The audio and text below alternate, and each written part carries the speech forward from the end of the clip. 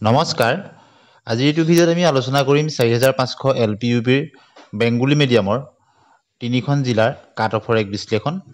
আমি এলপি পাৰ্টটো আলোচনা কৰিম পৰৱৰ্তী সময়ত আমি আপাৰ প্ৰাইমেৰী ক্ষেত্ৰটো দিবলৈ চেষ্টা কৰিম এলপিৰ ক্ষেত্ৰত বেংগলী মিডিয়ামত কাছাৰ জিলাত টোটেল 177 পোষ্ট আছে হাইলাকান্দিত 118 পোষ্ট আছে আৰু শ্ৰীভূমিত 180 পোষ্ট আছে টোটেল বৰাক ভেলীত 475 পোষ্ট আছে প্ৰথমে আমি কাছাৰ জিলাখনৰ কিছু কথা আমি আলোচনা কৰিম কাছাৰ ডিস্ট্ৰিক্টত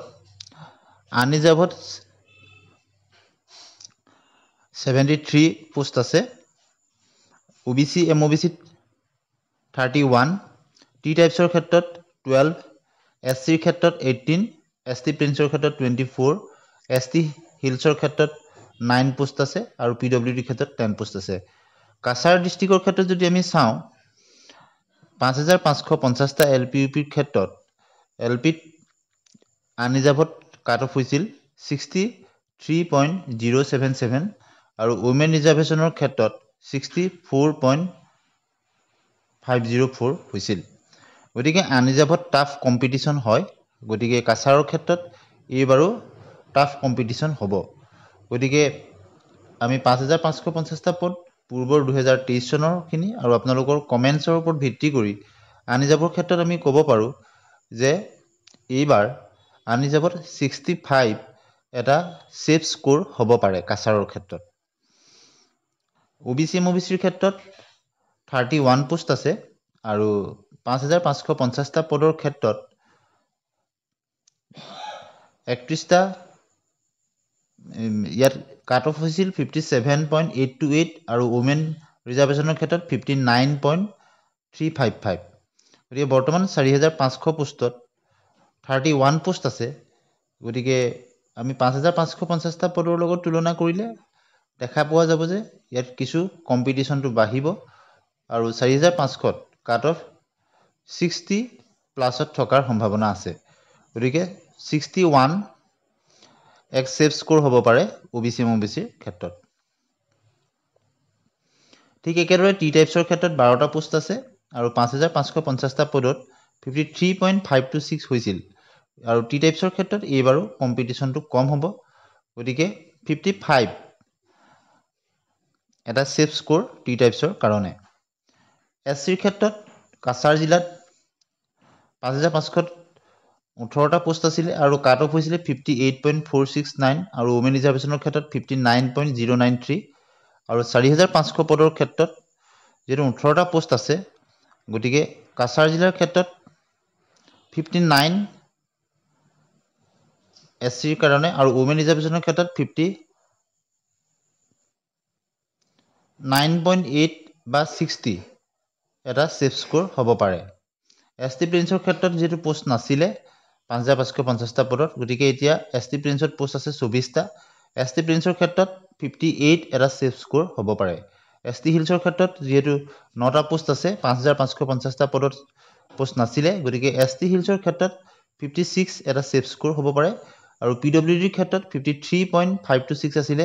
5550টা পদত আৰু বৰ্তমান 10টা পোষ্ট আছে গতিকে 54 to 54.5 এটা সেফ স্কোৰ হ'ব পাৰে পিডব্লিউডি প্ৰাৰ্থীৰ ক্ষেত্ৰত এটা আমি আলোচনা কৰিম হাইলাকান্দিৰ ক্ষেত্ৰত আনৰিজাৰ্ভড 41 পোষ্ট আছে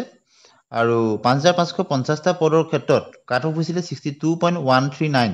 ওমেন ৰিজাৰ্ভেশ্যনৰ ক্ষেত্ৰত 62.254 গতিকে পোষ্টৰ সংখ্যা যেহেতু কম 41 গতিকে এইবাৰ 65 প্লাছত থকাৰ সম্ভাৱনা আছে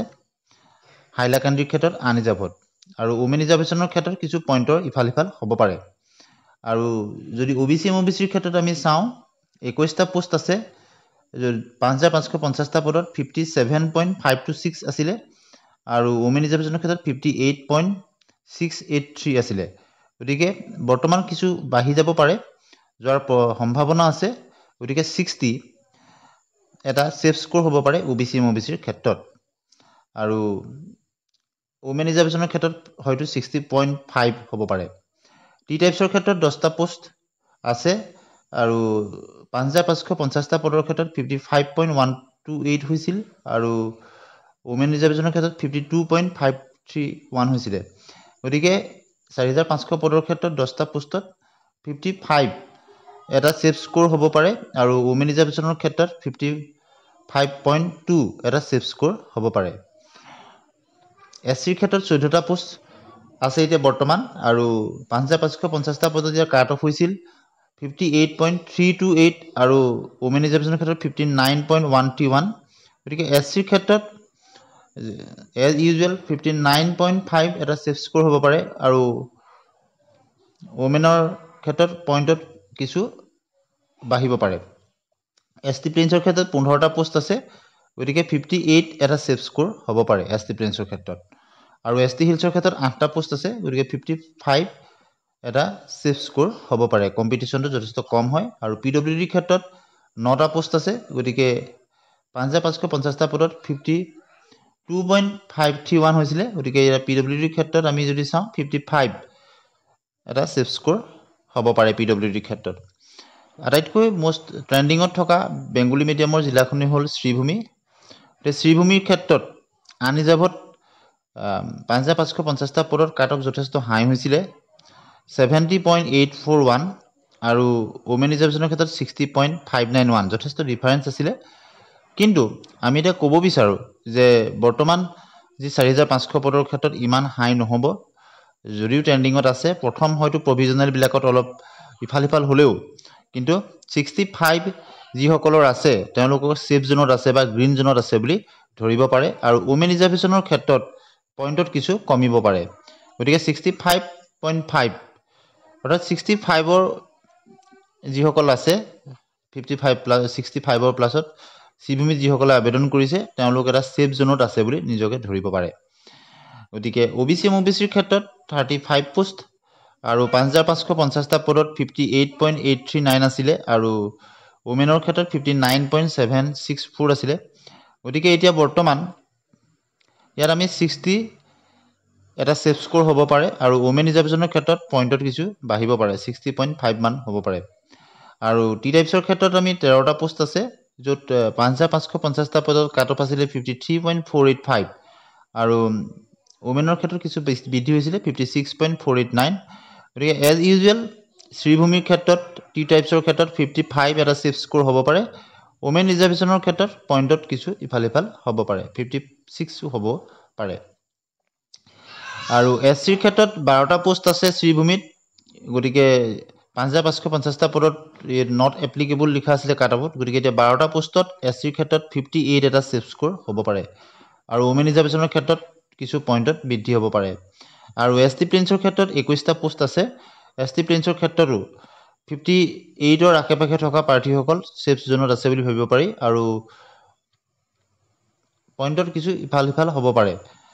ওমেন ৰিজাৰ্ভেশ্যনৰ ক্ষেত্ৰত গতিকে 58 এটা ছেফ স্ক'ৰ হ'ব পাৰে আৰু এছ চিৰ ক্ষেত্ৰত হয়তো ওমেন ৰিজাৰ্ভেশ্যনত 59ৰ ওচৰ হ'ব পাৰে এছ চিৰ ক্ষেত্ৰত আৰু জেনেৰেল 58.5 মানলৈকে যাব পাৰে আৰু এছ চিৰ ক্ষেত্ৰত 58 এটা এছ টি প্লেইনছত এটা ছেফ স্ক'ৰ হ'ব পাৰে আৰু হয়তো ওমেন ৰিজাৰ্ভেশ্যনৰ ক্ষেত্ৰত 0.23 এটা ডিফাৰেঞ্চ আহিব পাৰে এছ টি হিলছৰ ক্ষেত্ৰত 9টা পোষ্ট আছে এছ টি হিলছৰ ক্ষেত্ৰত কাট অফটো যথেষ্ট কম হয় প্ৰাৰ্থী যথেষ্ট কম ওলায় তথাপিতো কাট অফ 55 এটা ছেফ স্ক'ৰ হ'ব পাৰে 55 to 56 আৰু পি ডব্লিউ ডিৰ ক্ষেত্ৰত যিহেতু 11টা পোষ্ট আছে পি ডব্লিউ ডিৰ ক্ষেত্ৰতো 55.782 আছিলে 5550টা পদৰ ক্ষেত্ৰত বৰ্তমান 4500 56 এটা ছেফ স্ক'ৰ হ'ব পাৰে আমি এই বিশ্লেষণটো দিবলৈ আপোনালোকৰ 2023 চনৰ মেধা তালিকা আৰু 5550টা পদৰ final cut off merit list আৰু আপোনালোকৰ পৰা কমেণ্টছত পোৱা যিবিলাক তথ্য তাৰ ওপৰত ভিত্তি কৰিছোঁ অৱশ্যে বেংগলী মিডিয়ামৰ আমাৰ লিমিটেড কিছু আছে আমি ইমান চ'ৰ্চ তেনেকৈ নাই যিখিনি পাইছোঁ তাৰ মাজতে আমি আপোনালোকলৈ এটি বিশ্লেষণহে দিছোঁ ইয়াক আপোনালোকে কাট অফ বুলি নধৰিব গতিকে পৰৱৰ্তী সময়ত আমি আপাৰ প্ৰাইমেৰীৰ ক্ষেত্ৰতো বেংগলী মিডিয়ামৰ কিছু বিশ্লেষণ দিবলৈ চেষ্টা কৰিম আজি LP আটাইকেইটা পাৰ্টত আমি চমুকৈ আপোনালোকক এটা ধাৰণা দিবলৈ চেষ্টা কৰিলোঁ গতিকে আপোনালোকে আপোনালোকৰ মতামত নিশ্চয় জনাব ধন্যবাদ